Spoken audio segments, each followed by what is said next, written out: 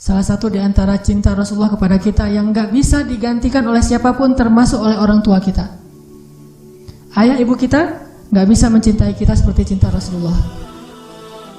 Pasangan kita yang katanya sehidup semati gak bisa mencintai kita seperti cintanya Rasulullah. Gimana cintanya Rasulullah?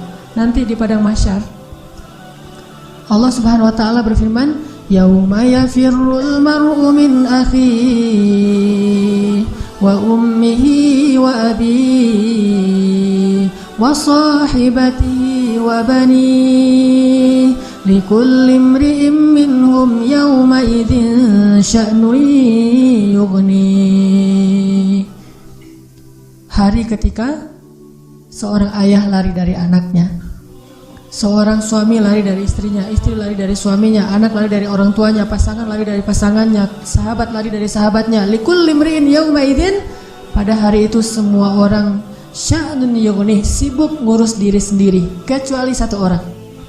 Semua orang, Nabi Adam, Nabi Nuh, Nabi semua anbiya dan semua manusia pada hari itu yauma idzin sya'nun yughni. Likulli imri'in minhum yawma idzin sya'nun yughni. Semuanya sibuk dengan diri sendiri. Udah lupa tuh, kita dikuburin satu liang lahat dengan pasangan sejati kita, tapi pas kita bangkit kita nggak akan lihat ke sebelah kanan kiri kita.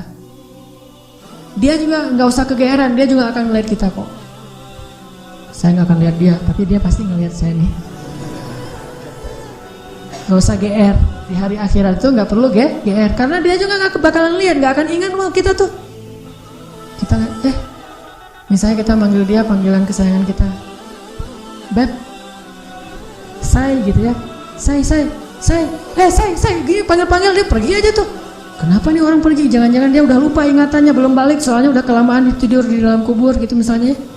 Nah, likulli imri'in yawma idzin sya'nun yughni. Nggak peduli, dia ngelihat kita, dia tahu ini suami saya nih, dia tahu ini anak saya nih, dia tahu ini orang tua saya, dia tahu bahwa dia adalah kekasih kita adalah kekasihnya, dia tahu. Tetapi saking takutnya dia terhadap dirinya dan saking dia mementingkan dirinya, pada hari itu dia nggak peduli dengan kita.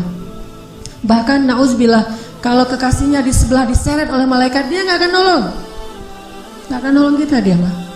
Yang penting selamat, saya udah selamat. Kekasihnya ya terserah. Nanti kalau dia udah beres, baru nanti dia, itu juga gak semua orang bisa seperti itu. Tapi Rasulullah satu-satunya orang yang pada hari itu yang sangat sibuk, mondar-mandir, sibuknya luar biasa, cuma satu orang, Muhammad SAW. Itu sibuk banget. Gimana sibuknya Rasulullah? Ketika lagi di padang mahsyar, Rasulullah langsung mencari mana umatku. Dia cari, siapa kamu? Umat Muhammad. Sini. Siapa kamu? Umat Muhammad. Kumpulin semuanya umatnya. Kemudian Nabi sujud kepada Allah dengan sujud yang sangat lama. Sampai Allah mengatakan, ya Muhammad, bangkitlah dari sujudmu. Sal tu'tah, minta akan saya beri. Bangkit dari sujudmu. Ya Allah, saya tidak akan bangkit dari sujud saya sebelum saya mendapatkan apa yang engkau janjikan. Wahai Muhammad, minta. Ya Allah, berikan saya kesempatan untuk memberi minum kepada umat-umat saya. Mereka kehausan, ya Allah, kasihan mereka di bawah terik matahari. Akhirnya Allah mengatakan, ya Muhammad, ini telaga Al-Kautsar, beri minum kepada umatmu. Panggil, wahai umatku. Sampai Rasulullah ditanya oleh Fatimah, ya ayah, nanti di padang mahsyar kalau saya pengen ketemu ayah, ketemu di mana? Wahai Fatimah, sesungguhnya aku ada di telaga Kautsar dan memberi minum kepada setiap umatku. Datanglah ke telaga Kautsar. Rasulullah padahal dijamin masuk surga, surganya Firdaus. Ngapain tuh capek-capek ngurus kita, pergi aja ke surga Firdaus menikmati hidup. Tapi beliau gak rela, ditampakkan ke hadapan beliau, ini Firdaus, ini surgamu wahai Muhammad. Nabi Muhammad gak akan tersenyum sedikit pun. Beliau nanya, umatku di mana ya Allah?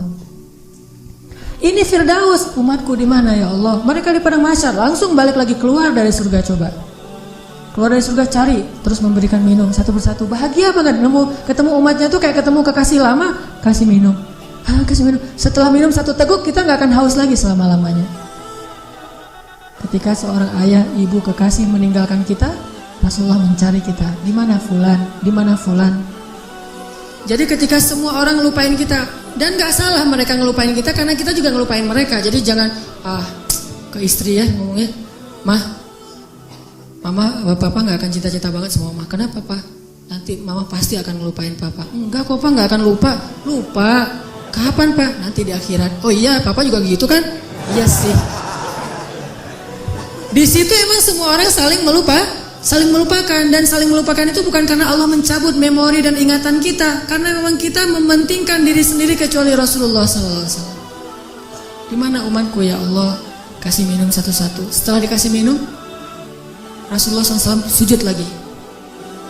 Ya Muhammad, kenapa engkau sujud? Sujudnya lama banget sambil menangis di hadapan Allah. Ya Rabbi, ya Rabbi, ya Rabbi. Terus Allah mengatakan, bangun ya Muhammad, aku berikan apa yang kau minta. Ya Allah, selamatkanlah umatku dari Sirat. Langsung Nabi meminta kepada Allah kayak gitu, kata Allah, maka tunggulah mereka di ujung Sirat. Nabi menunggu kita di ujung Sirat sambil mengatakan, Allahumma salim salim, Allahumma salim salim. Ya Allah selamatkan, ya Allah selamatkan. Maka yang amalnya banyak dia lewat. Ada juga yang jatuh ke dalam neraka. Rasulullah ketika tahu umatnya masih banyak yang di dalam neraka, langsung sujud lagi di hadapan Allah. Sujud yang sangat lama. Allah mengatakan, ya Muhammad, bangkitlah dari sujudmu, apa yang kau inginkan? Ya Allah, selamatkanlah seseorang dari api neraka yang di dalam hatinya ada iman walaupun sekecil biji kurma. Akhirnya kata Allah, selamatkan mereka yang ada iman sekecil biji kurma di dalam neraka. Nabi langsung pergi ke pintu neraka mencari umatnya. Wahai malaikat, cari umat saya yang ada iman sekecil biji kurma dan selamatkan mereka. Dikeluarin. Ketika ketemu dengan Rasulullah, mereka dalam keadaan habis disiksa luar biasa. Wajah mereka, tubuh mereka rusak parah. Rasulullah melihat mereka dengan air mata kasihan, memeluk mereka, dipersilakan masuk ke surga.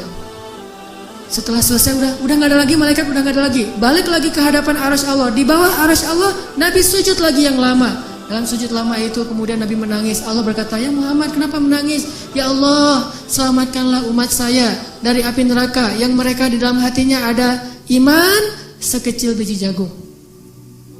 Sekecil jagung. Kata Allah, aku izinkan. Akhirnya Nabi Muhammad lari lagi ke neraka. Wahai malaikat, keluarkan yang ada iman sekecil jagung. Keluar lagi sekian ribu, sekian juta umat Nabi Muhammad. Udah selesai semua, udah gak ada sisa. Balik lagi di bawah arasy Allah, sujud lagi yang lama, nangis lagi sepanjang waktu yang cukup lama. Sampai Allah bertanya, ya Muhammad, bangkit. Apa yang kau inginkan ya Allah? Keluarkanlah umatku yang di dalam neraka, yang di dalam hatinya ada iman sekecil biji sawi, zarrah. Kata Allah, aku izinkan. Lari lagi ke neraka, selamatin lagi. Balik lagi, sujud lagi, ya Allah. Kata Allah, ya Muhammad, apa lagi ya Muhammad? Bukankah aku sudah menyelamatkan banyak dari umatmu? Ya Allah, demi kasih sayang yang engkau miliki, selamatkanlah umatku yang mereka tidak punya amal kecuali hanya mengatakan la ilaha illallah. Kata Allah, aku izinkan. Nabi Muhammad kemudian lari ke neraka menyelamatkan kita dengan seizin Allah. Makanya Nabi mengatakan, katakan la ilaha illallah, baru aku bisa menyelamatkan kalian. Ketika pamannya mau meninggal, apa kata Nabi? Wahai paman, ucapkan kunci surga la ilaha illallah biar aku bisa nyelamatin paman. Walaupun gak ada amal sama sekali, tapi pamannya dengan takdir Allah tidak mengucapkan. Sibuk Rasulullah sepanjang padang mahsyar yang panas, kemudian di Sirat, kemudian di depan pintu neraka, terus sibuk untuk memikirkan ummati, ya Rabbi, kaifa ummati, gimana umatku ya Allah. Rasulullah hanya membukakan pintu surga untuk kita, tapi beliau tidak masuk surga. Kita yang disuruh masuk surga, beliau keluar lagi, sibuk lagi dengan yang lain. Kita yang difikirkan oleh Rasulullah SAW. Apakah orang tua kita bisa melakukan itu nanti di akhirat? Tidak. Cinta yang paling besar dari Rasulullah. Enggak lupa sama kita, kenal juga enggak. Bahkan kita berselawat kepada beliau aja malas. Beliau tidak menyelamatkan, ya Allah selamatin aja orang yang berselawat kepada saya. Yang enggak mau selawat enggak usah. Enggak. Yang ada iman sekecil zarrah, yang ada iman sekecil jagung, yang ada iman sekecil biji kurma, enggak masalah, yang penting umatku ya Allah, selamatkan mereka. Sampai pernah orang kalau sakaratul maut itu kan sakitnya luar biasa ya. Dan kita tahu adegan sakaratul maut Rasulullah. Apa yang beliau panggil? Ummati. Umatku. Ketika beliau haji wada, apa yang beliau ucapkan? Sampaikan apa yang kalian dengar ini kepada umatku yang tidak mendengar, kepada kaum muslimin yang tidak mendengar. Akhirnya riwayat itu sampai kepada kita. Terus mikirin kita. Hingga suatu hari Nabi lagi duduk bersama sahabat. Nabi bilang gini, wahai para sahabat, tahukah kalian siapa manusia yang paling dicintai oleh Allah? Dan aku juga mencintainya. Kata para sahabat, para nabi ya Rasul. Kata Rasul, kalau para nabi wajar dicintai oleh Allah. Mereka itu adalah utusan-utusan Allah.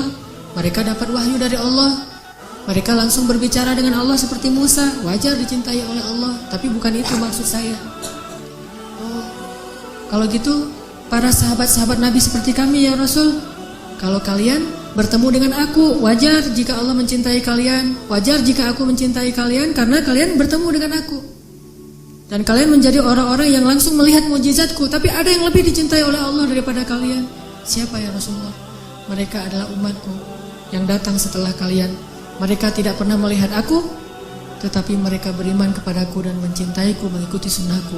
Aku rindu kepada mereka. Kalian adalah sahabat-sahabatku, tapi mereka adalah keluargaku, kata Rasulullah SAW. Kita ini dianggap keluarga Rasul, Ahlul Bait loh. Bukan kita yang ngaku-ngaku Rasulullah keluarga kita. Itu mah wajar banget, orang kita orang biasa, Rasulullah orang luar biasa. Tapi Rasulullah ngaku kita sebagai keluarganya. Padahal Rasulullah tahu gak semua dari kita itu setia kepada beliau. Yang marah ketika nama beliau dicoreng, yang marah ketika tentang beliau itu diselewengkan, yang marah ketika beliau dihina. Gak semua dari kita punya kesetiaan yang besar kepada beliau. Tapi beliau menganggap kita keluarganya. Beliau rela menghabiskan hidupnya dalam kesusahan demi supaya hidayah ini sampai kepada kita. Siapa sih yang mau susah payah untuk kita kalau bukan karena mencintai kita? Siang malam hartanya habis, dihina, dicela, diusir dari kampung halamannya. Apa yang beliau harapkan? Supaya hidayah ini sampai kepada seluruh manusia. Itu yang paling beliau harapkan. Sampai pernah Rasulullah lagi duduk lewat seorang orang Bani Israel lagi menggotong jenazah gitu. Rasulullah nangis. Lalu para sahabat bertanya, ya Rasulullah, kenapa engkau menangis? Kan yang meninggal itu bukan muslim tapi Bani Israel. Kata Rasulullah, saya menangis karena saya belum sempat mendakwahi dia sehingga dia mati dalam keadaan kufur. Saking cintanya Rasulullah kepada umat.